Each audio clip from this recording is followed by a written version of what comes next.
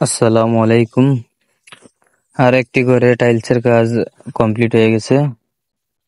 আমি এখন দাঁড়িয়ে আছি ঘরের পাশে, যে পাঁচিশটা সম্পূর্ণ টাইলস লাগানো আছে। দেয়ালে ব্যবহার করা হয়েছে 8 টাইলস, সম্পূর্ণ 8 টাইলস। আর ফ্লোরের মধ্যে ব্যবহার করা হয়েছে 16 টাইলস। এখন বারান্দার দিকে যাচ্ছি। বারান্দাও সম্পূর্ণ টাইলস করা আছে।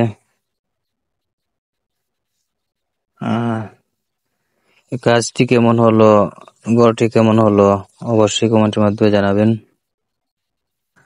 আর আমরা সবসময় টাইলসের ভিডিও আপলোড করে থাকি।